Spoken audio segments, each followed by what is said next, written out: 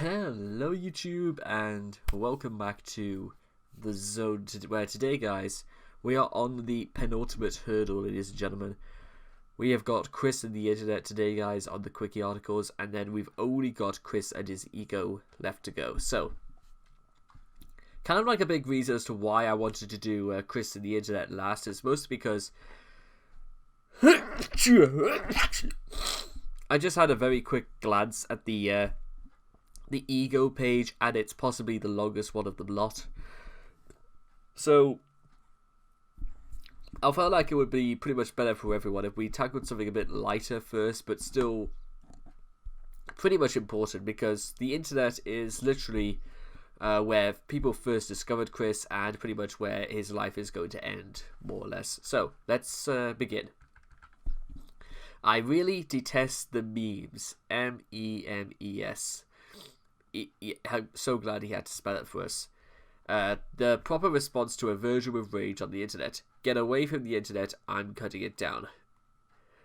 I don't know, this guy looks far better dressed than I think Chris has ever done in his life, so that's kind of an okay start. The internet is a computational system that allows the transmission of data over long distances through a massive collection of networks connected all over the world. The internet has grown immensely since its first real conception in the 1980s as a means for the military and later universities to communicate with each other. It is said that about 3.3 billion people are connected to the internet today. One of those people is Chris, the internet's battered girlfriend who always comes back for more. That's I would love to say that that's a little bit exaggerated, but it's actually about as true as could possibly get. Understanding. Chris seems to be aware that the internet is a place where once you put something up, anyone with access to a computer can see it. However, due to a combination of his ego and his general inability to understand others, Chris has come to the conclusion that if he puts anything on the internet, everyone will see it. I mean, technically, everyone can, but unless they're searching for something very, very specific, not everyone is going to be that interested in seeing somebody fart on a cake. And if you direct a message to someone, only they will see it.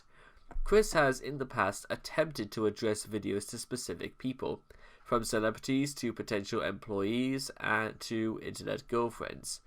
Most telling is his 8th of May 2010 rant, which was addressed to anyone who served on the Greene County School Board in the early 1990s. Chris sees no problem in dropping highly sensitive information over his videos. Yeah, sometimes of his own free will, sometimes because he just generally has no clue what he's supposed to be doing, including his phone number, which is something you don't ever do on the internet, street addresses, and the secret name of the girl he desperately wanted to be his sweetheart. Yeah, that's called doxing, ladies and gentlemen, and it's genuinely frowned upon in this day and age. He doesn't understand that YouTube is a public website and not an instant messaging service, never paying attention to the deluge of comments he gets from horrified onlookers that definitively prove his private messages are anything but. Chris has been on the internet for some time, yet does not understand how to act online any more than he does in real life. True, it's scary how true half of these things are, because if you think him behaving online is one thing, you should just the stories that have happened to him in the real world can justify these claims.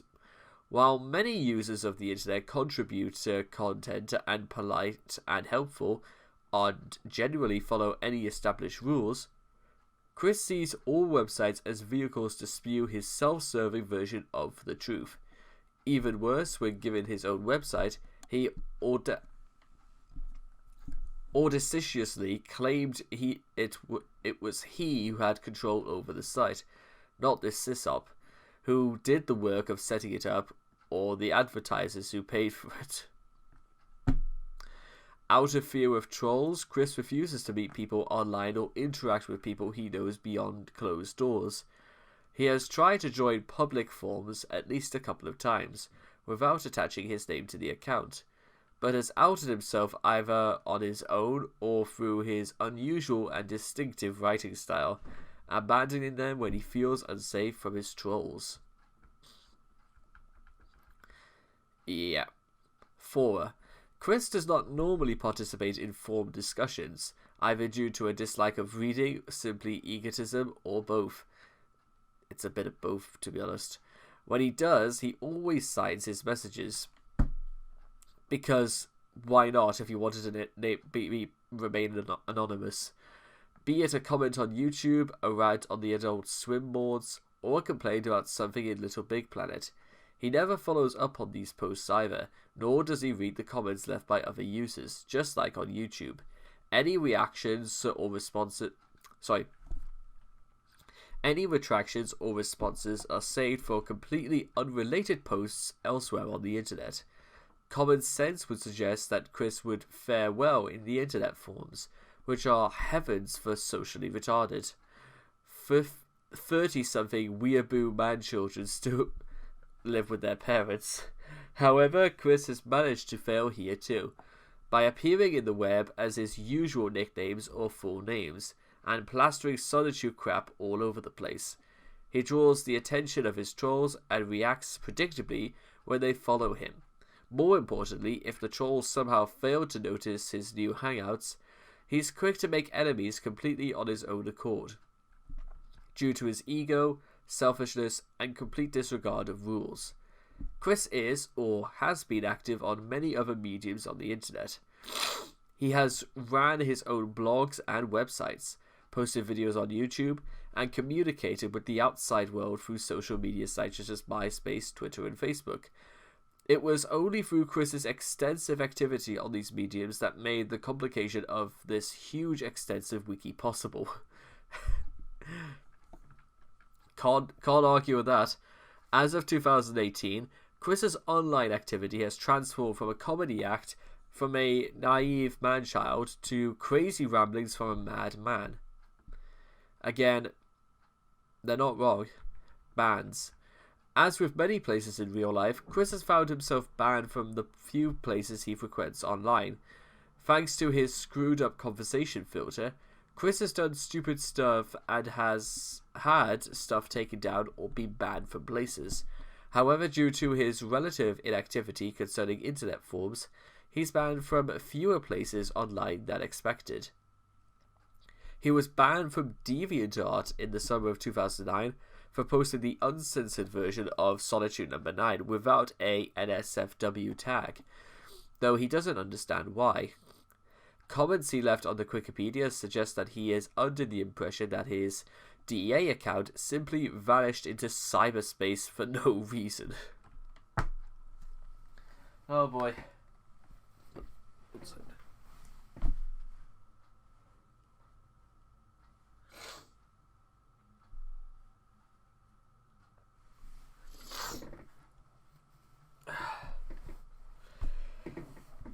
He was also banned earlier for the uncensored version of Solitude No. 8, so this isn't even the first time it happened. Despite bouncing from one account to the next, Chris has only been banned from YouTube once. However, unlike DA, Chris has constantly made...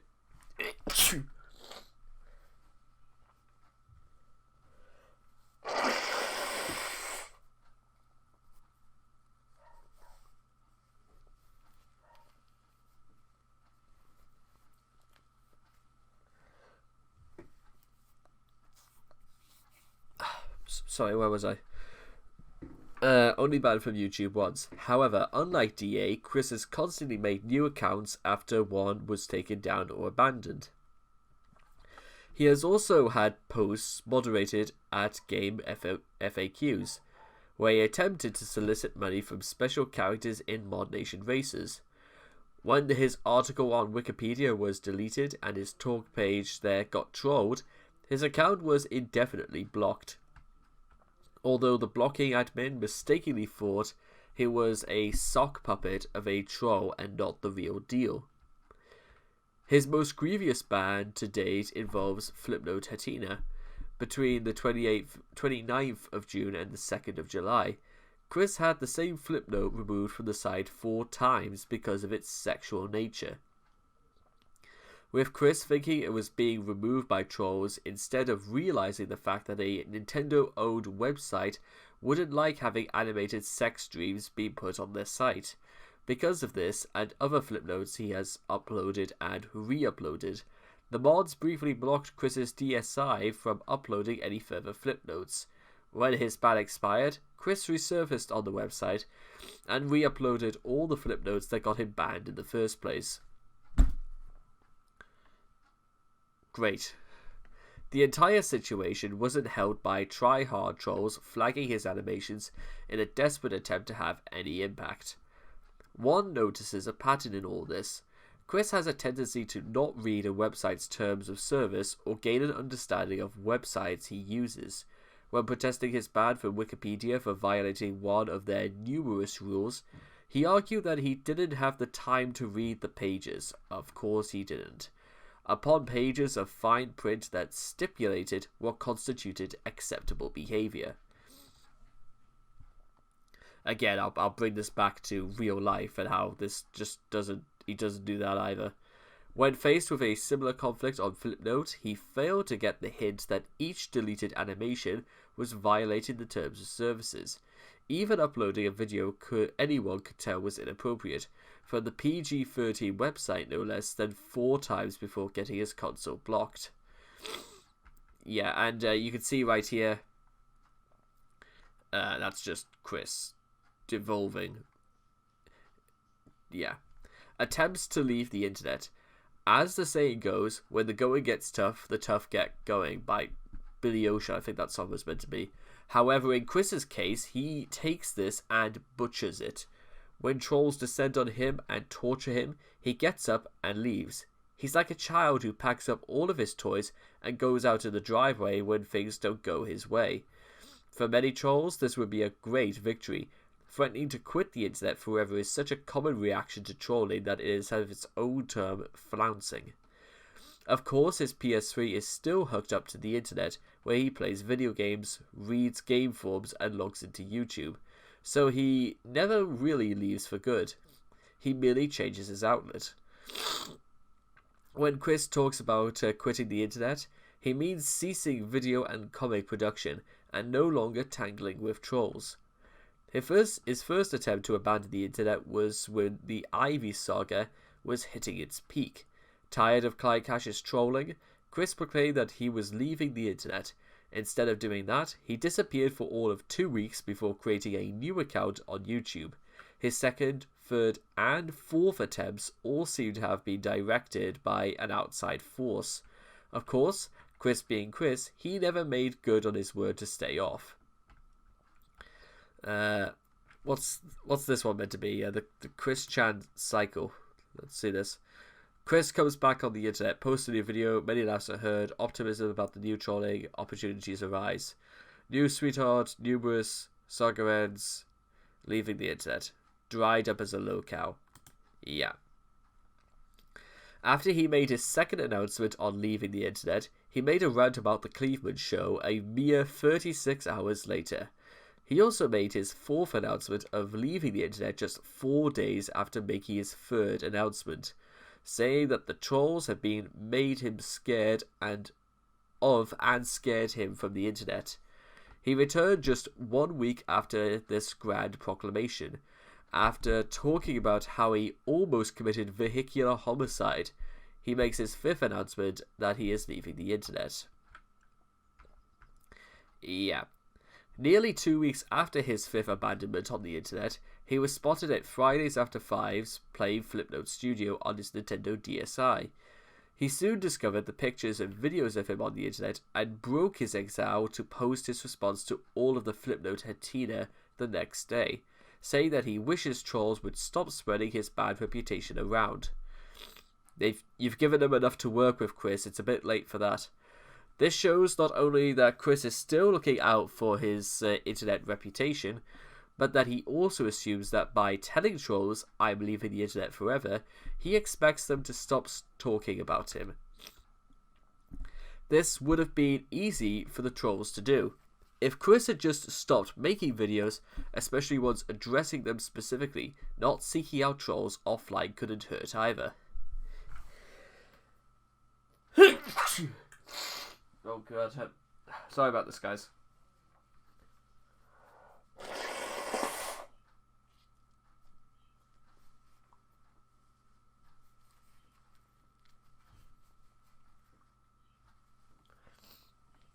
Maybe it was not a good idea when to have like full of cold this morning. On the 22nd of November 2010, Chris announced that he would be leaving the internet yet again, and began what would become his longest time away from the internet. For a Heathrow unsurpassed period of time, Chris managed to refrain from doing something that would directly attract the attention of the trolls. That's good, although he was not completely able to repress his urge to spread his ego over the tubes. Because of course he wouldn't. And thanks to his PS3 with web connection and keyboard controller, he still made occasional efforts to make the world realize his greatness. That's as he puts it. Despite his claims to have stopped socializing online, a new Facebook account bearing a previously unseen photograph of Chris was discovered on the 5th of July 2011, and 2 weeks later it was revealed that between the 29th of May and the 20th of June 2011, Chris was frequenting the forum Tomboys and Tomgirls of Virginia. While trying and failing to stay anonymous, this culminated with 3 new videos released on the 6th of August 2011 after a 257-day YouTube hiatus. Although unofficial, it was worth mentioning that after the death of Bob in September of 2011, Chris had not returned to YouTube for over 2 years, which broke his previous record of 257 days. Technically, that could have been considered a 7th internet abandonment, with the only exceptions being Facebook and Twitter. However, in 2011 in November, Chris uploaded a video he recorded the previous month, once again showing that ultimately he just can't resist uploading things about himself. He continued to upload videos sparingly throughout 2014 and 2015, returning on a regular basis from October 2015 onwards. And that, guys, was Chris and the internet. Now, I'll just get by a few things I wanted to say right now, is that there's a reason why you don't give out personal information on the internet to complete strangers. There is also a very, very good reason why you don't arrange to meet people over the internet. Because, again, they may not be who they appear to be. It's very, very obvious when looking at this that, again, Chris never met anybody over the internet as far as he put out. And this is even including Jacob Sockness, because those two have still yet to meet. But again, this only goes to show that, again, Chris still has very, I'm going to say conditional common sense. Sometimes he has it, but sometimes he just completely goes abandoned and just forgets that he can process for himself what's going on in the world. And many people could. I would actually start to say that right now, is that Chris seems to think as if like he sort of like got this whole thing about the trolls backwards. Is that directing the trolls is going to give the trolls the incentive that Chris is 100% listening to them, which it's absolutely true. That's half of why the trolls are pretty much staying around and they've stuck with Chris all this time, because they know for a fact that Chris will just continue to listen to everything they say. Also because they'll propose something that Chris will completely believe in, and he will just go along with it, albeit again for very shallow reasons, like, finding a girlfriend. That's sort of always been one of the bigger ones, is that you present with something, Chris, that he will literally drop all common sense if anybody even so much as mentions the prospect of getting a girlfriend. And this has happened numerous times, and he's leaked more information that anybody would have considered safe to do so. And like I said again, it's fool me once, shame on you, fool me twice, shame on me. There has to have come a point in all of this where Chris must have realized that maybe giving out information is bad, and you know what? Maybe if he hadn't, maybe he would have attracted more attention than is necessary.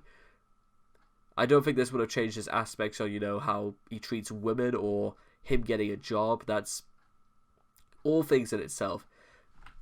And the only thing I kind of wanted to state for the record is that I'm surprised there hasn't been a whole article about his adventures on Twitter, because that is something that could go on for I could make a nearly 7-hour video based on the stuff he's done from Twitter.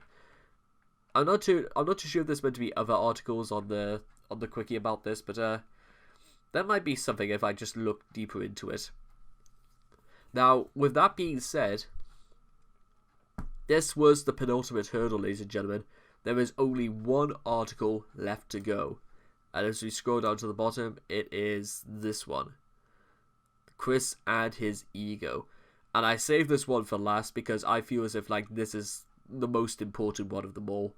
When you think about it, almost everything, from every downfall, from every crestfallen incident, everything is fueling his ego in one way or another. And you're about to see why when the video comes. So, and as you can see right here, look how long this article is as well. There is just so much. So, by the time this video comes about, you guys will probably know what it's all about. But it'll be really strange that this is going to be the last we do about these Chris and series, and there is technically going to be other videos in which I talk about Chris, but given some of the things that have happened, I think it might be better just for everyone involved to just completely forget the idea of Chris, and I'll explain why when the video comes. Just know that it might be a pretty long one as well. So anyway, I hope you guys have enjoyed this reaction video, this reading of Chris and the internet. Please make sure to leave your thoughts and comments in the comment section down below. Let me know what you guys thought of the video yourselves. Please also make sure to also like and subscribe to get daily notifications when my videos come out. And I hope to see all of you guys again in the next video. Take care. Bye-bye for now.